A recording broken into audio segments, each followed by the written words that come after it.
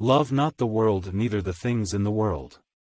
Instead of following the Apostle Paul's example of humility in service, all too many priests of Christendom have become the very personification of materialistic exhibitionism.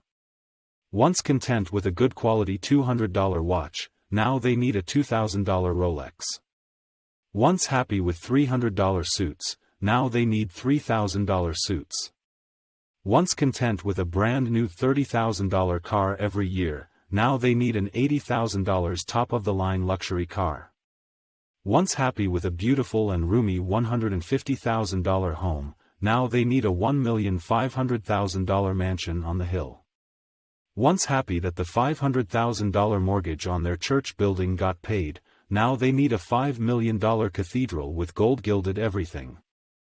Once happy to fly first class everywhere they traveled, now they need their own private $10 million executive jet. Just look at how many men of the cloth are building their own kingdoms on earth. And it seems like the next generation coming behind them have even greater appetites. Granted, there are tens of thousands who do not believe it possible to aspire to such dizzying heights of materialism and are content to have sizably smaller kingdoms, but it is still the same foul spirit of lust power and worldly materialism at work in many of their lives. Teaching God's people that it is God's law that they must tithe 10% of their salaries to the church or God will curse them is not only unscriptural, it is a sin. Have you ever heard one of these prosperity ministers give a powerful sermon on 1 John 2:1? Love not the world, neither the things that are in the world. If any man love the world, the love of the Father is not in him. For all that is in the world, the lust of the flesh, and the lust of the eyes, and the pride of life, is not of the Father, but is of the world. Money, and the believer there is not one example of anyone tithing money to anyone in the entirety of the Bible. The only reference to money with regards to tithing has absolutely nothing to do with paying tithes on money. It is found in Deuteronomy 14 verses 24 to 26, which we shall now read in its entirety.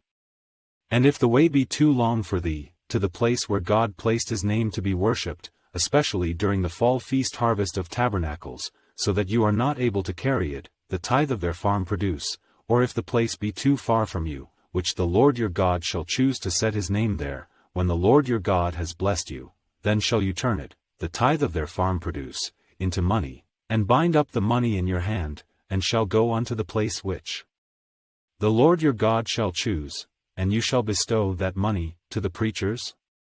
To the church?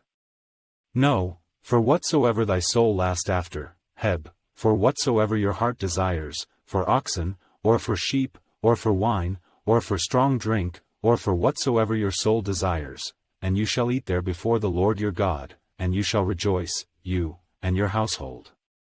Farm products could be sold and turned into money when long travel was necessary. But at the destination where God placed his name, the money was spent on food for the Levite, stranger, fatherless, poor, etc. It was not presented to the Levites as a monetary gift. Here is an easy-to-understand scripture explaining what the purpose of the tithe was.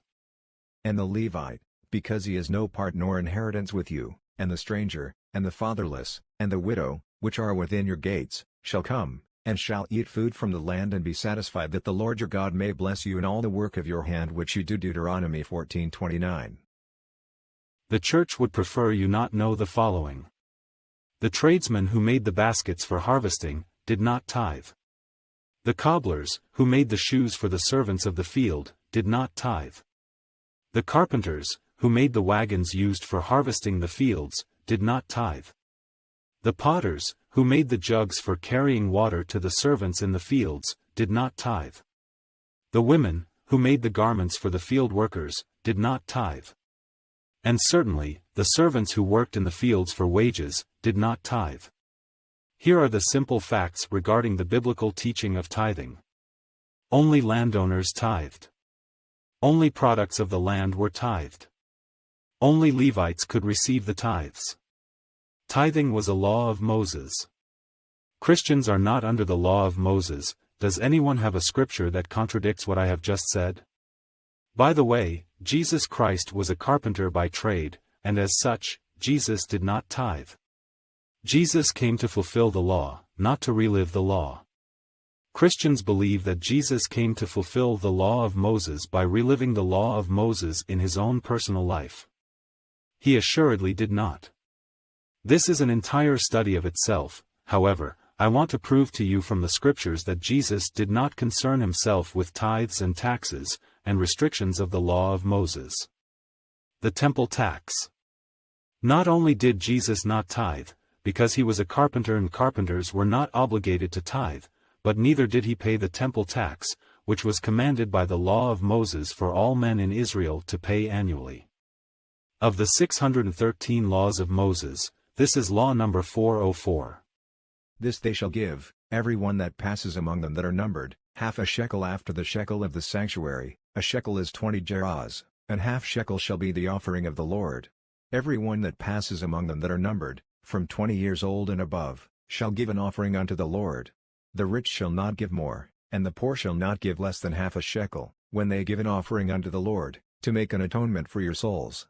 And you shall take the atonement money of the children of Israel and shall appoint it for the service of the tabernacle in Jesus' time, to the temple of the congregation, that it may be a memorial unto the children of Israel before the Lord, to make an atonement for your souls. Exodus 30:13-16. Jesus Christ did not pay this yearly tax to the temple, for the same reason that Jesus did not keep the Sabbath day commandment. Jesus Christ is Lord of the Sabbath, Matt 12:8. And likewise, Jesus is not only Lord of the temple, Jesus is the temple. John 2:19. And, furthermore, Jesus was the Lord to whom Israel gave the half shekel as an offering. Jesus does not need an atonement for his soul. Jesus Christ is the atonement, Romans 5:9-11. Notice this remarkable story of the only time the temple tax came up in the ministry of Jesus. Most Christians will never hear an explanation of these verses as long as they live. These verses are highly incriminating to those who teach the tithing of money to the church. And when they were come to Capernaum, they that received tribute money came to Peter, and said, Does not your master pay tribute Greek? Pay the double drachma, which was the exact amount of the annual temple tax. He says, Yes. Peter was embarrassed and apparently not honest with his answer. And when he was come into the house, Jesus prevented him Greek, prophano, to get an earlier start of, forestalls or anticipated him, saying, What do you think, Simon? Of whom do the kings of the earth take custom or tribute taxes? Of their own children, sons, or of strangers? Peter said unto him, Of strangers. Jesus said unto him, Then are the children free. Notwithstanding, lest we should offend them, go thou to the sea, and cast an hook, and take up the fish that first comes up, and when you have opened his mouth, thou shalt find a piece of money. Gk. Statter the exact temple tax for two, that take and give unto them for me and thee. Matt 17:24-27.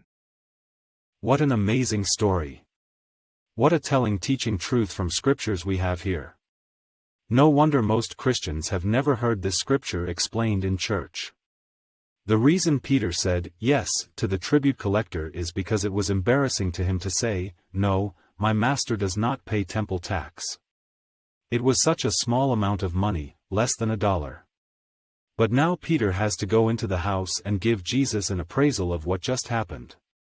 Jesus, being merciful to Peter, does not reprimand him for not being honest with the tribute collector, but rather, cuts him off, forestalls him, before he can speak, and saves Peter the embarrassment.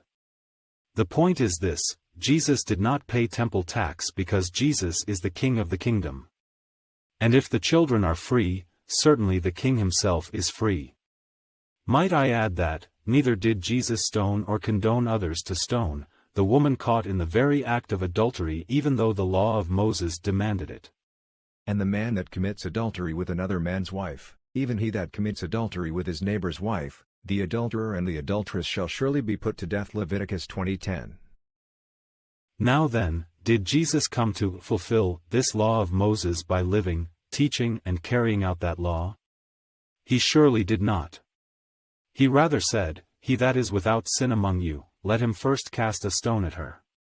John 8:7.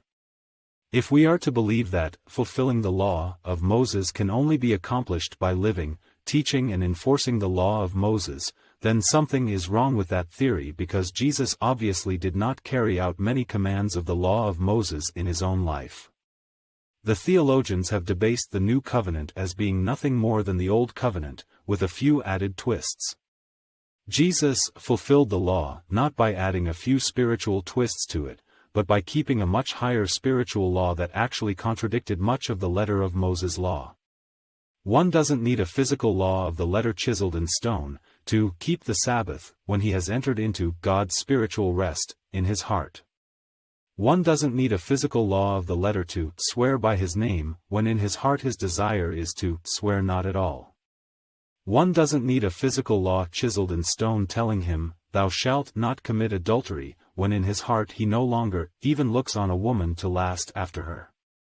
One doesn't need a physical law telling him to hate his enemies, when now in his very heart, he loves his enemies. For you newcomers to the world of theology, love is a lot different than just putting a spiritual twist on hate. Not swearing at all is more than putting a spiritual twist on the commandment to swear. Am I going too fast for anyone? And neither did Jesus take the commandment to bring ye all the tithes into the storehouse, and spiritually twist it into bring ye all the money into the pastor's bank account. And so what is it that Jesus is teaching us with regards to money? Simple, neither the king nor his children pay tax, any tax, including even temple tax. Then are the children free? Need I remind anyone that we are the children of God's kingdom? And neither our king, nor we, pay taxes or tithes to our own kingdom. Herein is our love made perfect, that we may have boldness in the day of judgment, because as he, Jesus, is, so are we in this world, 1 John 1 verse 17. And so the reason, the only reason, that Jesus paid this tax was, lest we should offend them. Not because it was a law of Moses and Jesus had to keep the law of Moses, but only because, lest we should offend them. Furthermore, where did Jesus get the money, the very small amount of money, to pay this temple tax so as to not offend them? From his own pocket? From the treasury held by Judas? From Peter's house? No. He had God provide for it in a fish from the sea. Jesus did not even deign to pay this tax from his own money. And say, did you notice that Jesus paid for himself and Peter only? He did not even pay for the other 11. Do you suppose we are sinning if we follow his steps by not tithing? Should we follow his steps, or commandments of the clergyman? Then Peter and the other apostles answered and said, We ought to obey God rather than men. Acts 5:29. For even hereunto were ye called, because Christ also suffered for us, leaving us an example, that we should follow his steps. I Pet. 2:21.